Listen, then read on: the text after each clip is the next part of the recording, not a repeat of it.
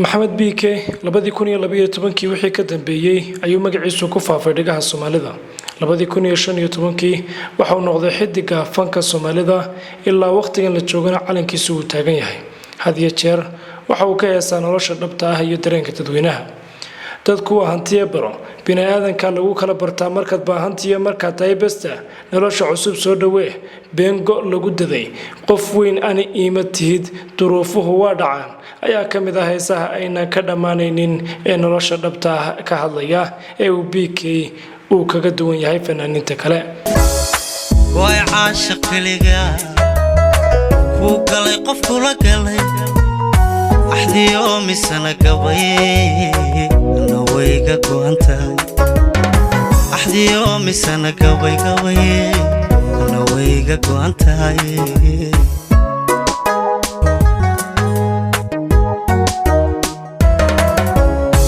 way caashiq kaliga ku galay qof kula galay axdiyo misana gabay nawayga go'antahay axdiyo misana gabay nawayga go'antahay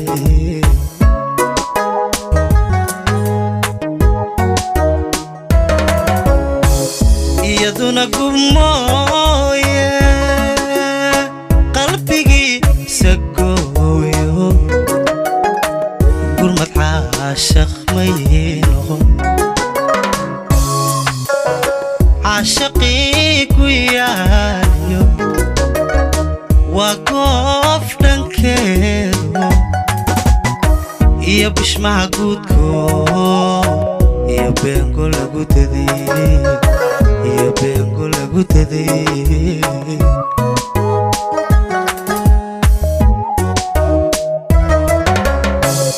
iyaduna gumooye qalbigii sagooyo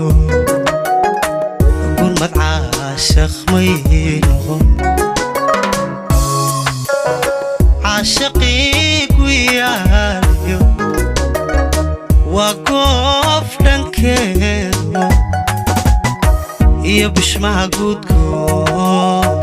iyo beengo lagu daday iyo beengo lagu daday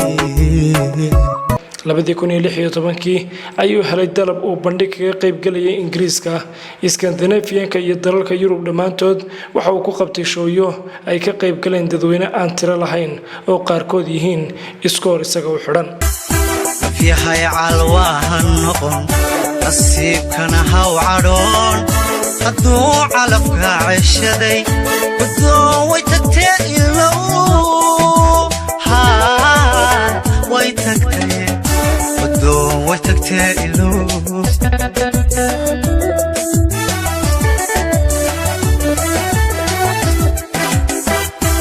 yahay calwaahan noqon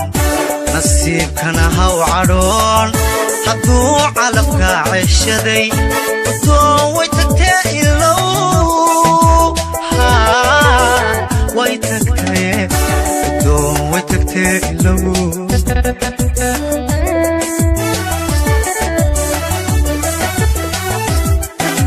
kacugo waxaan kugu idhi kacugo gayaanka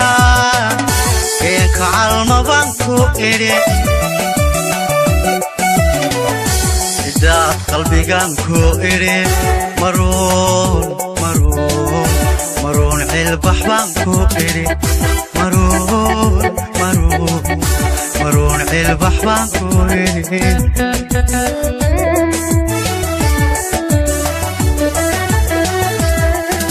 kacugo waxaan kugu idhi kacugo gayaanka calmaban ku idhi cidaad qalbigan ku idhi maruun cilbax baan ku idhi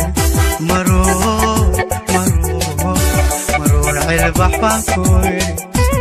waxaa noqday fanaankii ugu horeeyay ee dhex istaaga laguna soo dhaweeyay garoonka kubadda cagta ee kooxda caanka ah ee Arsenal oo ka dhisan Ingiriiska taasi oo noqotay arrin kor u qaaday fanka iyo fanaaniinta Soomaalida oo aan show iyo video official ardayga Soomaalida dhaafan ku kooban waxay noqotay suuqeyn iyo iibgeyn muhiimad gaar ah ugu fadhida Soomaalida iyo fankeeda maxamed BK dal kasta iyo dad kasta oo af Soomaali ku hadla oo uu tagayay kalamo kulmin takoor diidmo hanjabaad markasta sooriyeen iyo soo dhaweyn ayaa lagu qaabilayay isagoo ah xidiga fanka Soomaalida ayuu dadka ku qancinayay fankiisa hibada ah jacayl tala yari ku beermay taariikh xumaadayga raacday sooyaalka haygu talo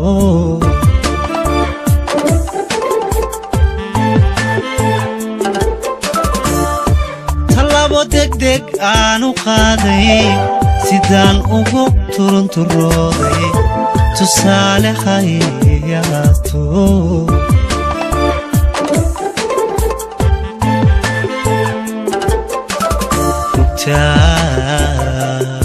سمين تسمي سدان وقطعب قصاري وبسي محيط المنطو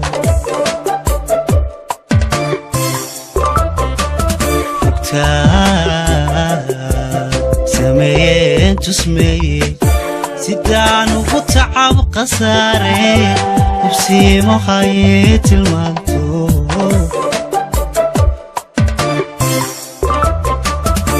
عشركي يدكتيو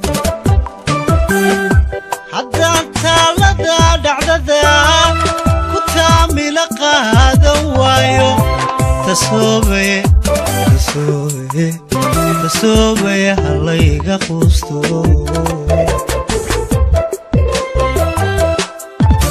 تتدو عشركي يدكتيو حتى تالدا دعددا كتامي لقادا وايو تسوبي هلايقا قوستو dalal badan oo Afrika ah ayuu tagay oo Djibouti ugu horeyso deegaano Soomaaliyeed ayuu sidoo kale tagay oo Jigjigi qayb ka tahay sidoo kale waxa uu tagay dalal Carbeed oo Imaaraadku ugu badan yahay intaas basooriyeen iyo soo dhaweyn ayuu ka helay mana jirto cid ku dhaleeshay deegaanka uu dhashay iyo cid uu yahay ugu dambeyn dhawaan waxa uu socdaal ugu baxay Nayroobi isagoo ka qayb galaya xaflad 26 Juun oo jaaliyada Soomaaliland ee Nayroobi ay qabanaysay markii xuskaasi dhamaaday BK isagoo raali gelinaya dadweynaha Soomaalida ah ee halkaas ku nool waxa uu dhajiyay bandhig faneed uu ku qabanay hotelka Diamond Plaza kaararka showgaas waxay dhamaadeen 3 jeer markii la gaaray waqtigii showgu qabsoomayay waxa uu BK helay fariin ah in hotelku showga joojiyay kadib markii koox siyaasadaysan ay warqad u gudbiyeen hotelka oo ah in goobta dadka isku imanaya ay islaynayaan oo ajala ay baxayaan sidaa darteedna hotelka oo ammaankiisa u baaqsan uu showgaasi joojiyay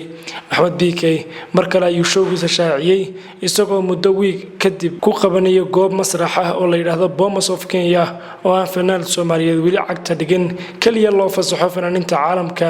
ee waaweyn iyo bandhig faneedyada caalamiga ah dadkii ayaa mar kale tiradii hore ka batay iyagoo BK u muujinaya wanaagga Soomaalida balse ciidanka amniga ayaa markii la gaaray waqtigii showga bilaami lahaa haddana BK ku wargeliyay fariin kale oo fajaale sirdoonka iyo ciidanka amniga Kenya waxay u yeedheen BK waxay u sheegeen inay jiraan kooxo xaq jir ah oo 3 qof ka kooban oo dawladdu qabatay sidoo kale laga baqayo in goobta showga qarax uu ka dhaco oo 2 jeer oo ay baaritaan sameeyeen fariin tegniin ah ay soo baxday sidaa darteed ammaanku goobtu uu yahay mid aan la isku halayn kareynin